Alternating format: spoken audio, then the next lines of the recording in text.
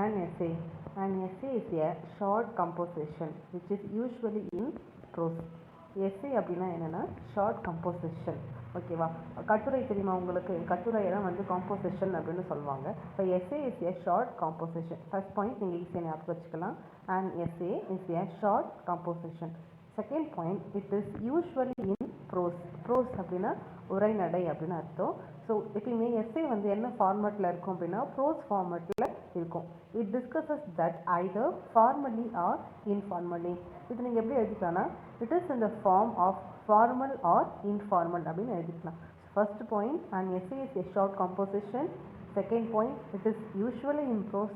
Third point, it is in the form formal or informal. Second heading, origin of essay.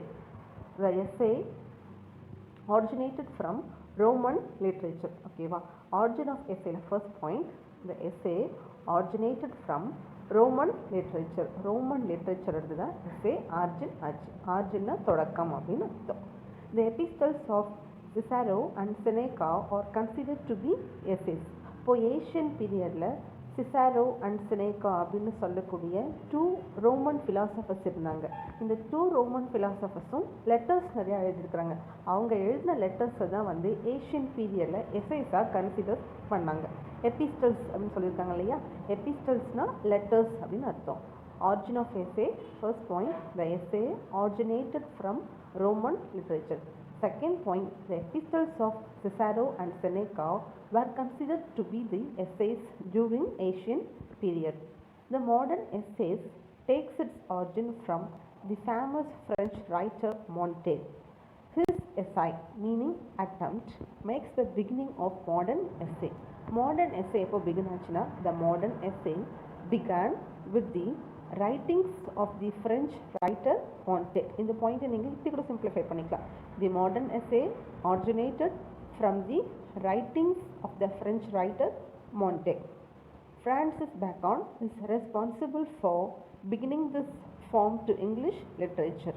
இந்த பாயிண்ட்டை நீங்கள் எப்படி simplify பண்ணி எழுதணும் அப்படின்னு பார்த்தோன்னா, in English literature the modern essays were started by Francis Bacon. Next heading, development of essay. Only in the 17th century the real essay began with the rise of the periodicals, and the 18th century perfected the essay.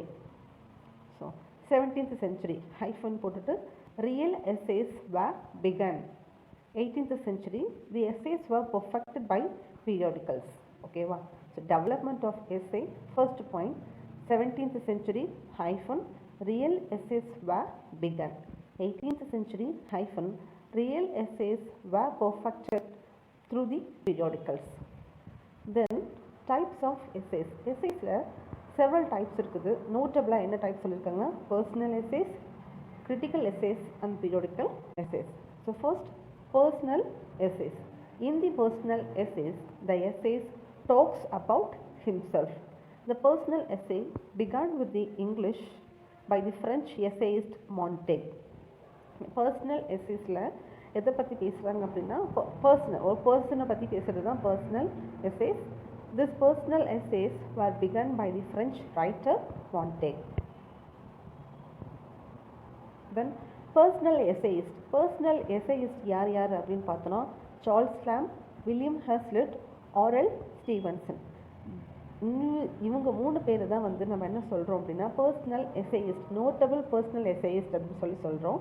So Charles lamp, அவருடைய பெண் name என்னன்னா எலியா. அவர் எழுதின essays எல்லாமே Charles lamp அப்படின்னு சொல்லி அவர் எழுதியிருக்க மாட்டார். எலியா அப்படின்ற அவருடைய பெண் நேமை யூஸ் பண்ணி தான் அவர் எழுதியிருக்கிறாரு. தென் சார்ல்ஸ் லாம்ப் அவர் எழுதின எஸ்ஸேஸோடைய நேம்லாம் என்னென்னு பார்த்தோன்னா, dream children, my relation, Christ hospital. இது வந்து நம்ம எப்படி ஈஸியாக ஞாபகம் வச்சுக்கலாம் அப்படின்னா, சார்ல்ஸ் லாம்ப். சார்ல்ஸ் லாம்ப் யாருன்னா நம்மளோட ரிலேஷன். ஸோ அவருடைய first essay my relation. Then my relation, அவங்களுக்கு வந்து ஒரு சில்ட்ரன் வந்து பிறக்கிறாங்க, ட்ரீம் சில்ட்ரன். எங்கே அவங்களுக்கு சில்ட்ரன் பிறந்திருக்காங்க அப்படின்னு பார்த்தோன்னா, Christ hospital. So Charles lamp எழுதின எஸ்ஸேஸை ஈஸியாக நீங்கள் ஞாபகம் வச்சுக்கலாம். சார்ல்ஸ் லாம்ப் வந்து நம்மளோட ரிலேஷன். ஸோ மை ரிலேஷனுக்கு வந்து ஸோ சைல்ட் பர்த் ஆயிருக்குது. ஓகேவா? Dream children, which hospital? Christ hospital. So இந்த ஒரு சின்ன ஒரு க்ளூ மாதிரி வச்சு அவங்க எழுதின எஸ்ஏஸை நம்ம ஈஸியாக ஞாபகம் வச்சு 2 மார்க்ஸ் நம்ம எழுதிடலாம். தென் வில்லியம் ஹாஸ்லிட், ஸோ நோட்டபிளாக அவருடைய எந்த ஒர்க்ஸும் கொடுக்கல. ஓகே, தென் ஆர்எல் ஸ்டீவன்சனுடைய நோட்டபிள் ஒர்க்ஸ் இங்கே கொடுத்துருக்குறாங்க எஸ்ஏஸ். நம்ம எப்படி ஞாபகம் வச்சுக்கலாமா, ஆர்எல் ஸ்டீவன்சன். ஓகே, ஸ்டீவன்சன் ஒரு சைல்டு பிறந்ததுன்னு சொன்னோம் இல்லையா, அந்த சைல்டு ஸ்டீவன்சன் ஞாபகம் வச்சுக்கலாம். ஓகே, ஆர்எல் ஸ்டீவன்ஸனோட எஸ்ஏஸ் எப்படி ஞாபகம் வச்சுக்கலாம்னா, இப்போ ஆர்எல் ஸ்டீவன்சன் அந்த ஓகே எங்கே போகிறோன்னா ட்ராவல் போகிறாரு. So travels with a monkey. ஓகேவா, எங்கே ட்ராவல் போகிறாரு, travel with a monkey. Okay, monkey கூட ட்ராவல் போகிறாரு. ஸோ ட்ராவல் நம்ம வந்து ஒரு லாங் ஜேர்னி வந்து நம்ம வாயேஜ்னு சொல்லலாம் இல்லையா. ஓகே, ஒரு எங்கே லாங் ஜேர்னி போகிறான்னா இன்லேண்டுன்ற பிளேஸ்க்கு போகிறதா நம்ம ஞாபகம் வச்சுக்கலாம். ஸோ ஃபர்ஸ்ட் எஸ்ஏவுடைய name travels with a donkey. Second essay inland voyage. அந்த வாயேஜில் என்னென்ன பார்க்குறோன்னா familiar studies of men and books. இந்த ட்ராவல்ஸில் அவர் எதெல்லாம் எக்ஸ்பீரியன்ஸ் பண்ணுறேன்னா men and books, familiar studies of men and books. ஒரு ட்ராவலில் பார்த்ததெல்லாம் மெமரி என்ன பண்ணுறோன்னா நோட் பண்ணி வச்சுக்கிறாரு. அதுதான் மெமோயர்ஸ் அண்ட் போர்ட்ரைட்ஸ். போர்ட்ரைட்ஸ்னால் பிக்சர் பண்ணுறது, ட்ராயிங் வரைகிறது. ஓகேவா, அப்போ ஆர்எல் ஸ்டீவன்சனுடைய எஸ்ஏஸ்லாம் எப்படி ஞாபகம் வச்சுக்கலாம்னா, ஃபர்ஸ்ட் ட்ராவல் பண்ணுறாரு டாங்கி கூட, ட்ராவல்ஸ் வித் எ டாங்கி. எங்கே ட்ராவல் பண்ணுறாருன்னா லாங் ஜர்னி பண்ணுறாரு, inland voyage. Then third one, அந்த வாயேஜ் என்ன பார்க்குறாருன்னா familiar studies of men and books. And last அவங்களுடைய ட்ராவலை பற்றின விஷயங்கள் என்ன பண்ணுறாரு நோட் பண்ணி வச்சுக்கிறார், memoirs and portraits. Next heading critical essay. A critical essay is a composition that offer and analyzes interpretation and evaluation of a text. இது இன்னும் நீங்கள் சிம்பிளிஃபைவாக எழுதிக்கணும். எக்ஸாம் பாயிண்ட் ஆஃப் வியூ உங்களுக்கு ஈஸியாக ஞாபகம் வச்சுக்கணும் அப்படின்னா, critical essay talks about critical ideas. Okay, bracket போட்டு வேணும் நீங்கள் அந்த analysis, interpretation and evaluation of a text நீங்கள் நோட் பண்ணிக்கலாம். Then different types of critical essays. Critical essays are written purely for academic purposes. Critical essays எதுக்கு use பண்ணுவாங்கன்னா academic purposes. Book reports and book reviews were considered to be the critical essays. Matthew Arnold was the first man to lay down the principle for writing critical essay. Critical essays வந்து இப்படி தான் எழுதணும் அப்படின்னு சொல்லிட்டு first principle கொடுத்தது யாருன்னா Matthew Arnold. Origin and development. It was Dryden who introduced the critical essay during the restoration period. ஓகேவா, critical essay அப்படின்றத ஃபர்ஸ்ட் ஸ்டார்ட் பண்ணது யாருன்னா mister Triton during restoration period. In the 19th century, the critical essay flourished in the writings of Emerson, Hazlitt, Arnold, Carlyle and Ruskin. இவங்கெல்லாம் தான் 19th century critical essayist. Possibilities இருக்குது. 19th century essayist யாரெல்லாம் அப்படின்னு 2 marks கேட்கறதுக்கு possibilities இருக்குது. Okay, இவங்களோட நேமை நாம் எப்படி ஞாபகம் வச்சுக்கலாம் அப்படின்னு பார்த்தோன்னா, ஹாஸ்லிட். ஆல்ரெடி ஹாஸ்லிட்டை வந்து நம்ம வந்து பர்சனல் எஸ்ஸேஸில் நம்ம ஞாபகம் வச்சுருந்தோம். ஓகேவா, ஹாஸ்லிட். ஸோ பர்சனல் எஸ்ஸேயில் இருந்தவர் தான் ஹாஸ்லிட், அவரையும் நம்ம கூட ஜாயின் பண்ணிக்கலாங்க. Hazlitt and Emerson. Okay, Hazlitt and Emerson first ஞாபகம் வச்சுக்கலாம்.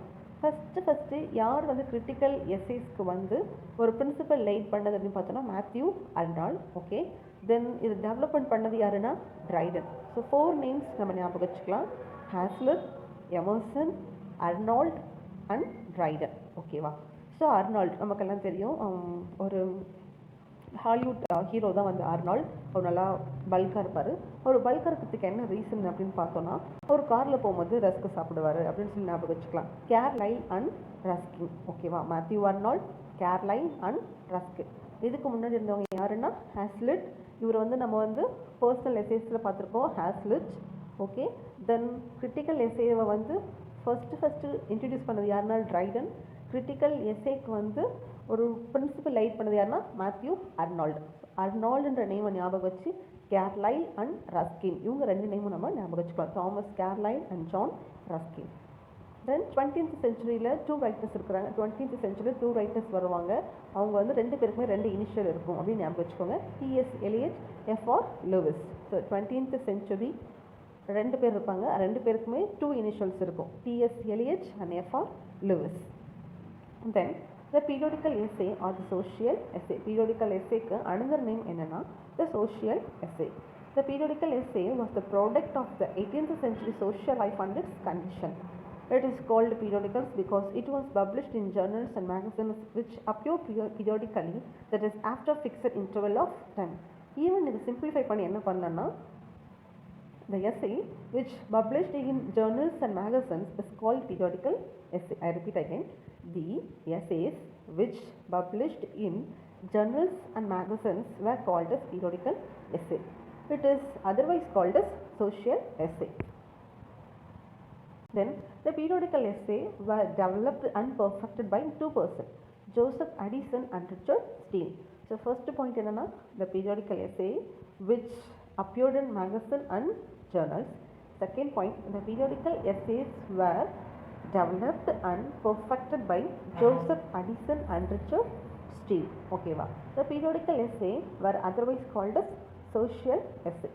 Joseph Addison, okay, he started a journal called Spectator. Okay, Joseph Addison வந்து the Spectator அப்படின்ற journal start பண்றாரு. The journal Spectator were otherwise called as the Coverley Papers. எதனால அந்த கவர்லி papers அப்படின்னு சொல்கிறாங்கன்னா, அந்த ஸ்பெக்டேட்டரில் வந்து ஒரு பர்சனை பற்றி ஒரு சார் ரோஜர் டி கவர்லி அப்படின்ற ஒரு கேரக்டர் பற்றின எஸ்ஏஸ் ஒரு பப்ளிஷ் பண்ணுவார். அந்த கவர்லி அப்படின்ற கேரக்டர் ரொம்ப ஃபேமஸ் ஆனதுனால த ஸ்பெக்டேட்டர் அப்படின்ற ஜேர்னலுக்கு இன்னொரு நேம் வந்துச்சு, இந்த Coverley papers. Then Richard Steele, he started a journal called the Tatler.